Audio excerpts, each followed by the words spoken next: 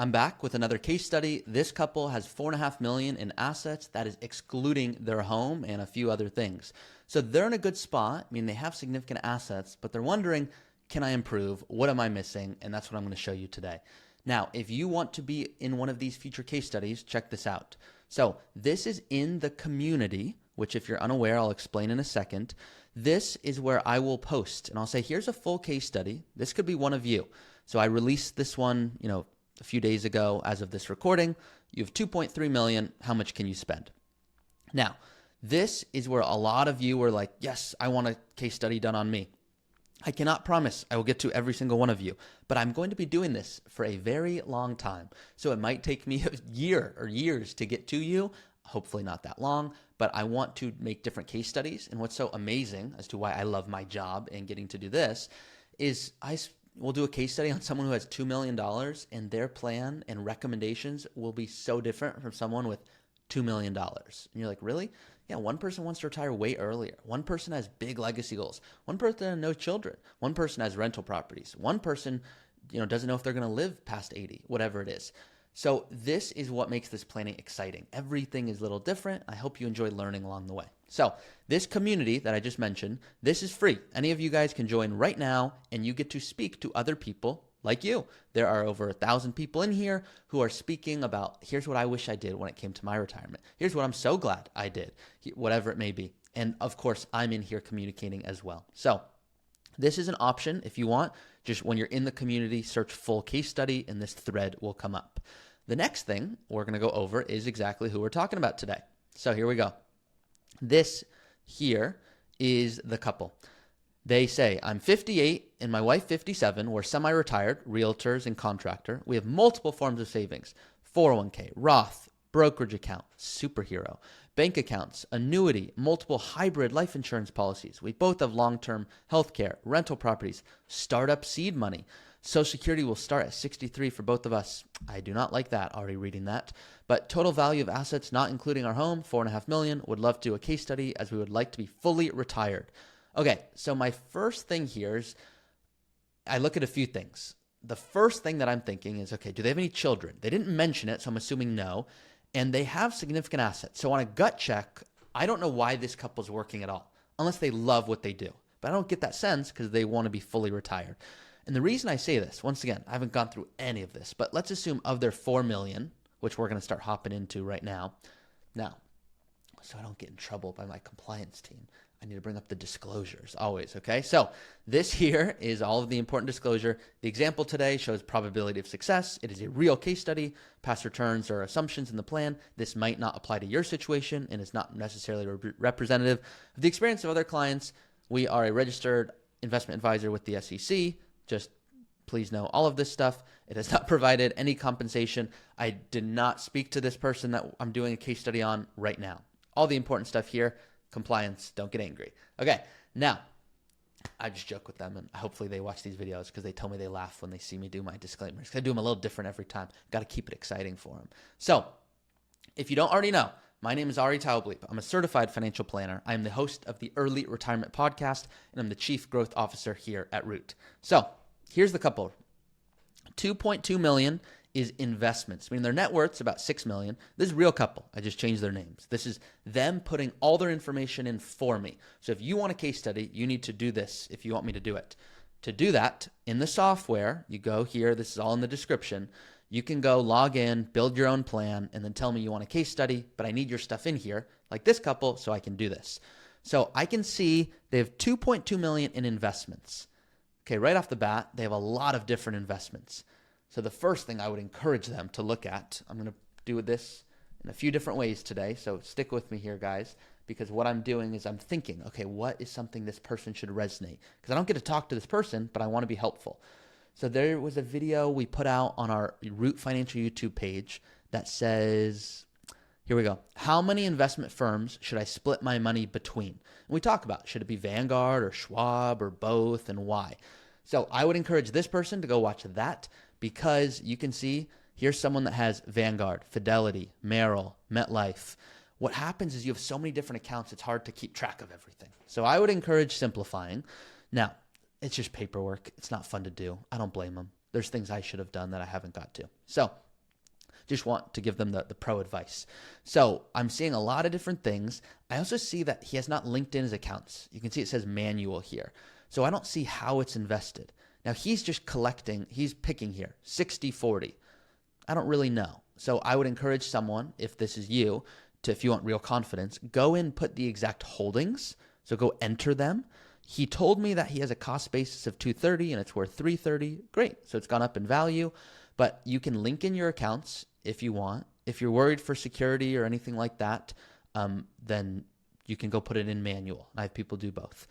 So the first thing, I see a lot of different accounts. Now I have no idea how much this person wants to spend, but he told me he's 58 and 57 and he has 2.2 million. Let's assume, I'm just going to use the 4% rule, which if you know my videos, I don't like this rule because you can do way better. But I'm just going to be super, super conservative because I want to make sure you guys can follow with me here. That's $88,000 a year. So if this person wanted to, there's $88,000 a year that he could safely generate if he was following the 4% withdrawal rule. But I have no idea how much they want to spend.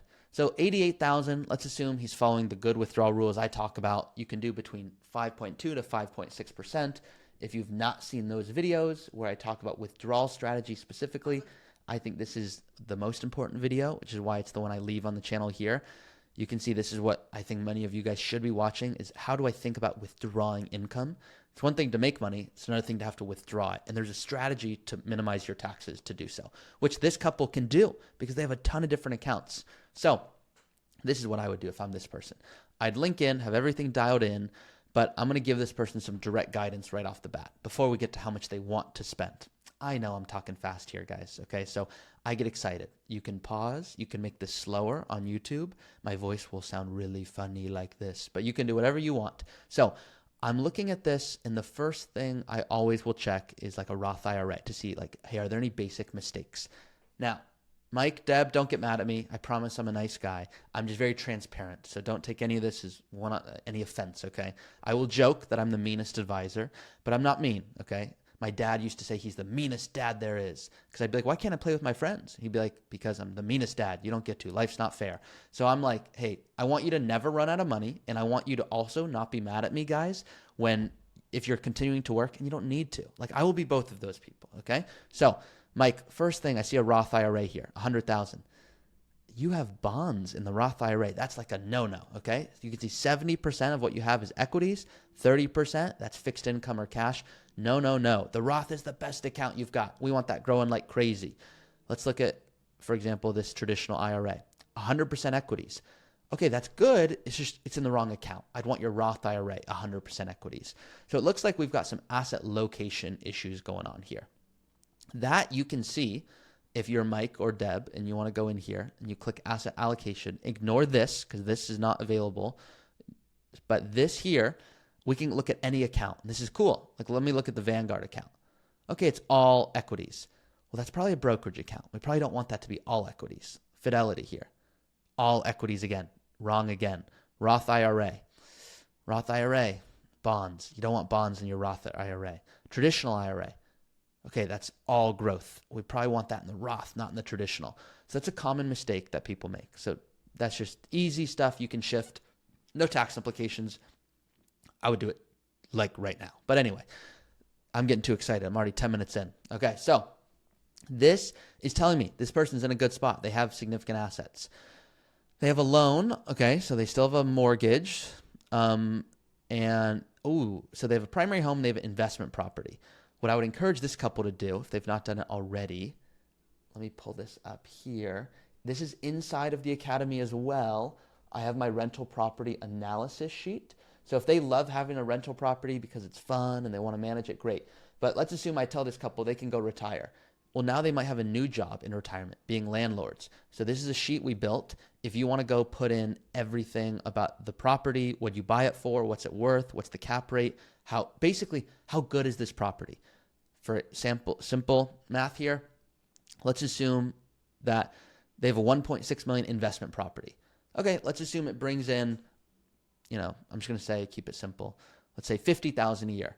Okay, great. If it brings in 50 a year, but we also have to pay for maintenance and property taxes and yada, yada, yada. After all that, it brings in 30,000 a year.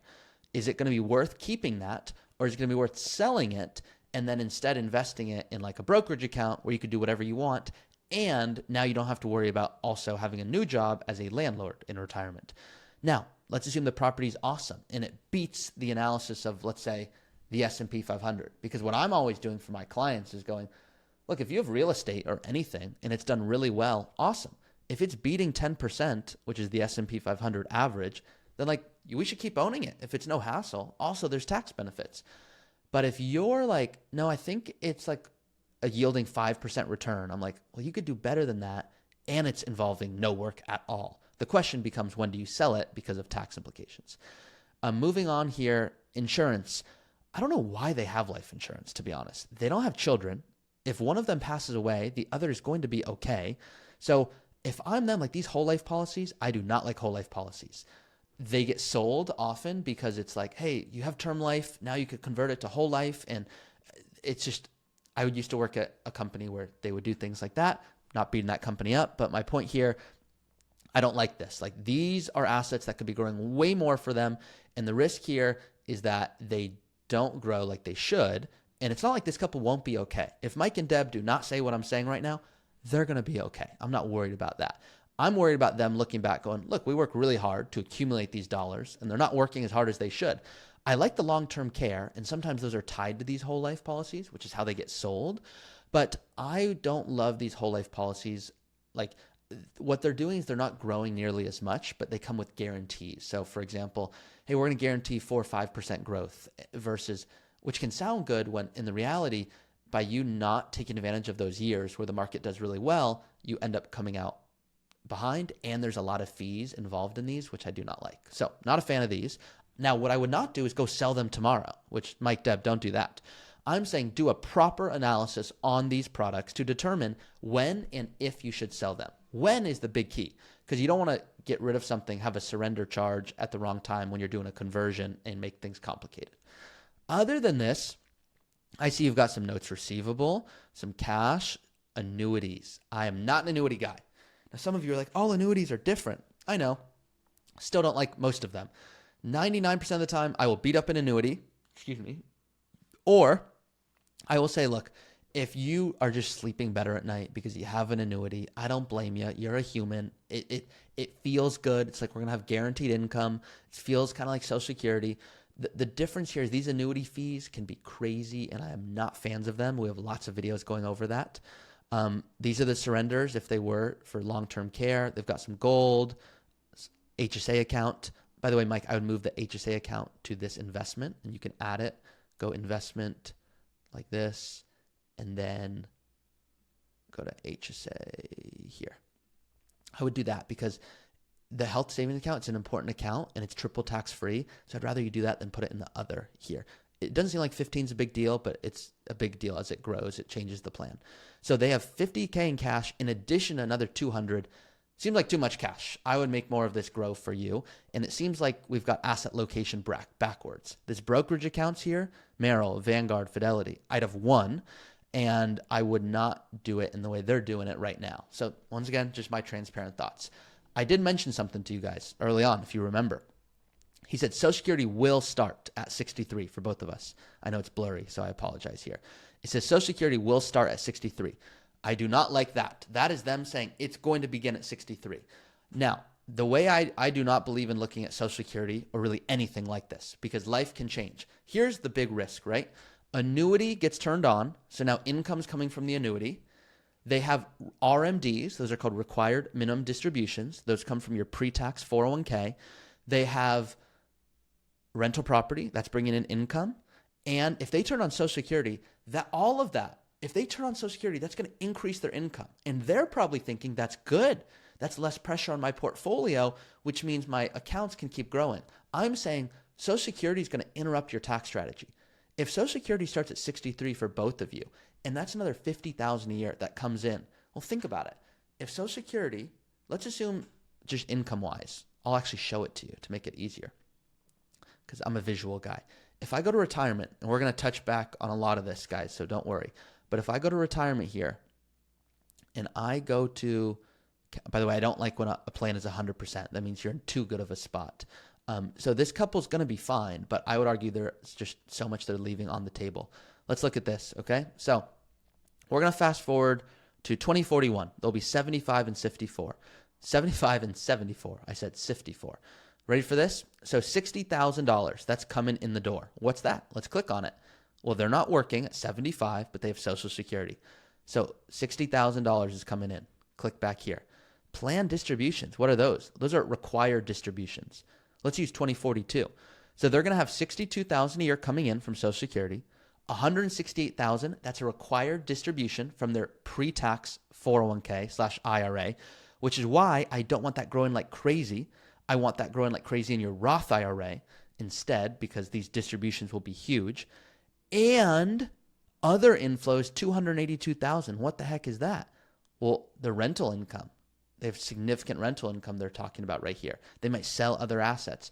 So this couple, if we fast forward, let's call it 15 years, they will have $400,000 coming in the door. Now, that's a lot of money. If they fast forward 1 year beyond that, you can see $500,000 coming in the door. They don't need $500,000. You know why? Because that's what they told me. $500,000 is coming in the door. Expenses are $250 a year, adjusted for inflation. They've got goals. They got to pay taxes. So you can see this column here. This is $97,000, $100, $106, $112, $118. All of this gets taxed at their highest marginal bracket. This is money left over. Well, you don't want everything you've worked so hard for to get taxed at the highest bracket for the rest of your life. So the point here is they have an opportunity to take advantage of so many different things right now, and an annuity might interrupt that. In fact, it probably will. Turning on Social Security might interrupt that. So when they say we're turning it on at 63, I would tell a client, look, are you open to being dynamic? We might turn it on at 63. What if this couple retires immediately? Because once again, they're 58 and 57. What if they retire immediately? Well, that brings their income down, but they still have rental income. What if they sell that property?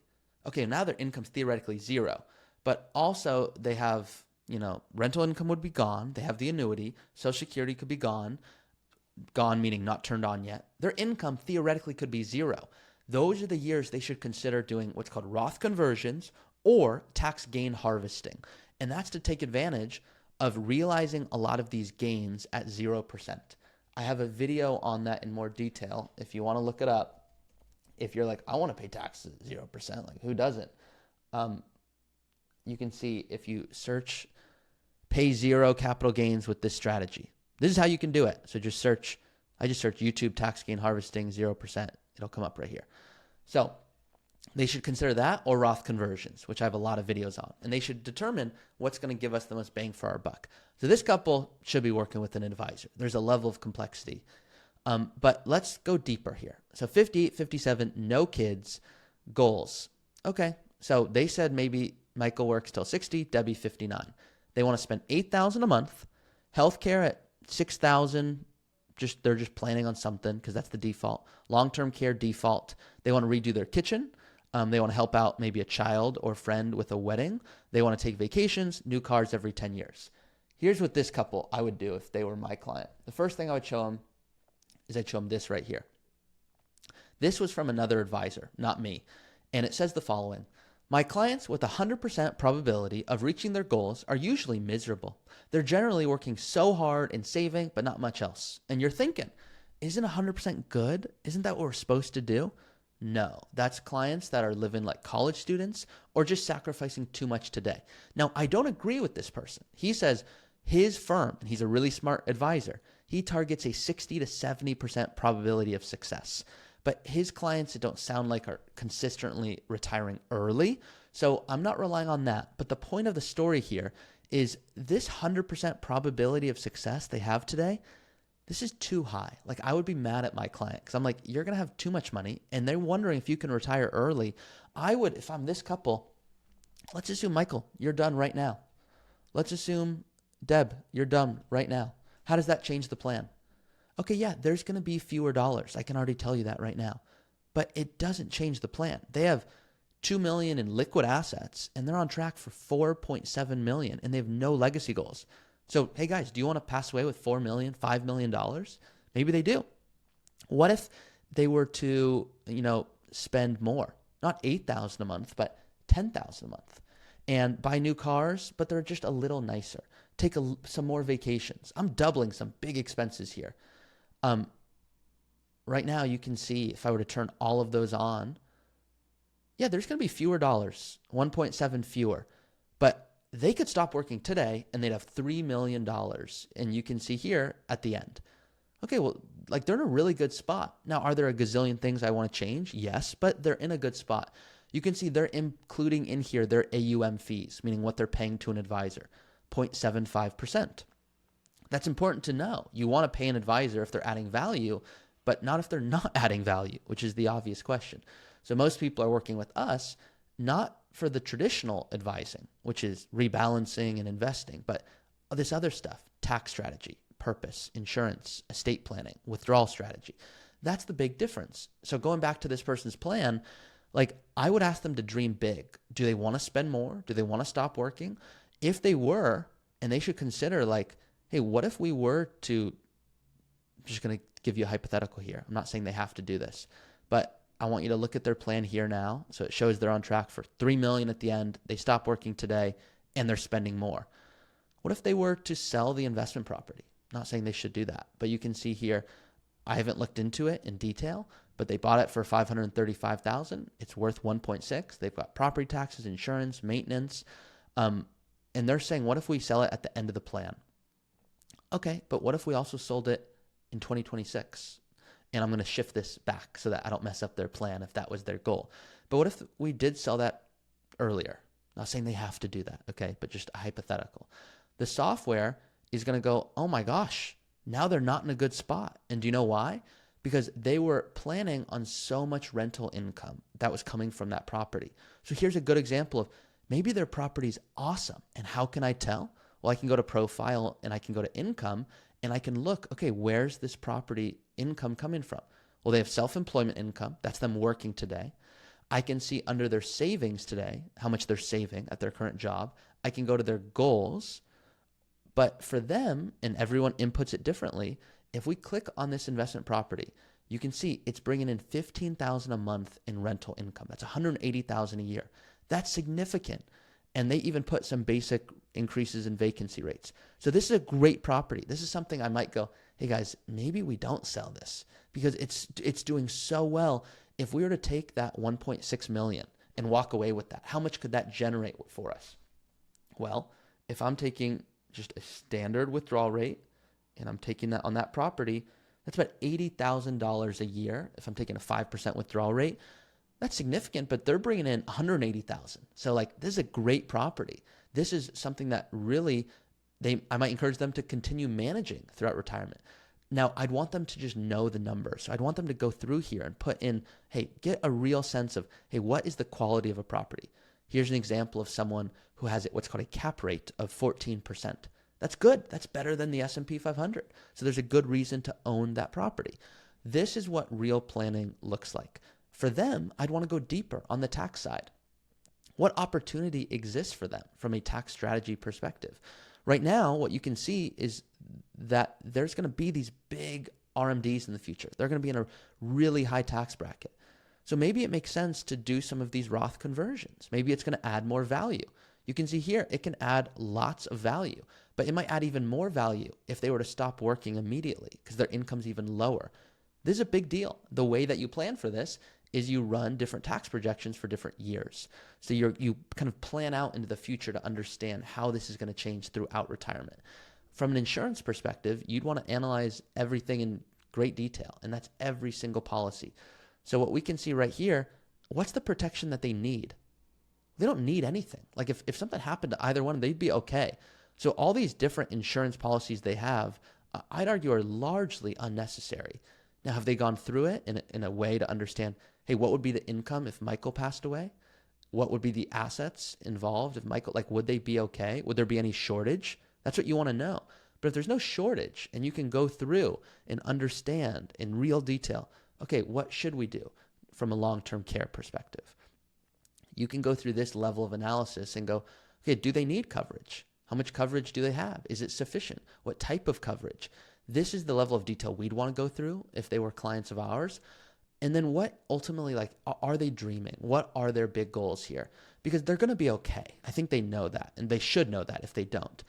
But they have a lot of moving pieces, and when you have this level of complexity, what happens is you get that analysis paralysis. So for them, I would say, hey, do you like kind of having startup money for investments? Like, do you want to go find new investments? You should allocate a part of your assets to do that. You say you're semi-retired. Are you able to focus on income in retirement? And also, when I say focus on income, like, are you thinking about, hey, we got to go work. We're semi-retired, but really we got to go work because we need to. What is your plan for purpose in retirement? Like, do you have a strategy? Like, if I said, hey guys, you both can't work tomorrow, are you like, oh, great, like we have things we want to do? Or you're like, I actually don't know how I'll fulfill my time. So they're in a good spot. I would encourage them, stay dynamic here. Now, if they both knew that they were going to pass away at 70, yeah, maybe we would want to start Social Security earlier. But you don't want Social Security or an annuity or insurance policies or whatever it may be to complicate your retirement where now you're worrying and it's unnecessary. And that's the big risk here. So Michael, Deb, you guys did great. You're in a good spot. You're going to have an amazing retirement. If you stop working tomorrow, I feel pretty good. You'd be more than okay. But I would encourage you, and the reason I don't say you'd be 100% fine, none of us know what could happen. What if markets don't do well? What if all of a sudden health event occurs? What if? To really get confidence, you need to have a really deep plan. This software is great for a gut check, great for running scenarios. My concern with even launching it and making it available to everyone was that people would get this sense of, oh my God, I have more questions than answers at this point. And so that's why this is a good gut check, but I recommend working with an advisor for actual one-on-one planning here. So hopefully this was helpful. If once again you're watching this, any of you, and you're like, I want a case study like this on me, go in the community. It's free. Let me know. Once again, can't guarantee I'm going to get to it. Tell me you're in the academy like these people here. You can see a lot of detail from this person. I've not gone through this one in detail, but this is precisely what I would encourage you to do, is talk to other people. And then, of course, you can reach out to Root. If you want to work with us here at Root, just go to the website. Don't meet our advisors. Well, you can do that too. But go to the website, click see if you're a fit, and then you'll go through the process here and schedule a call. So if that's what you're looking for, that's what we do. Hopefully you like this. Please share it with those that you're comfortable with. And Mike, Deb, if you don't mind, if you're on YouTube, comment, let me know. Was this helpful? Did it raise even more questions? Obviously, I'd want to go into detail on every specific topic. That's what we get to do with our clients from a process perspective. So the way we work with clients is we start with, okay, what is the goal? Like, what are you going to do when you stop working? We'll then talk about income. How much could you create? How do you structure those investments? What about the tax strategy? What about the estate planning? And by the way, like for this couple, estate planning is like, what's your plan to not be mad at me when you're 80 with too much money? You know, what is the goal here? And then in plan to make sure everything continues to happen the way it should. So that's it for this video. See you guys next time.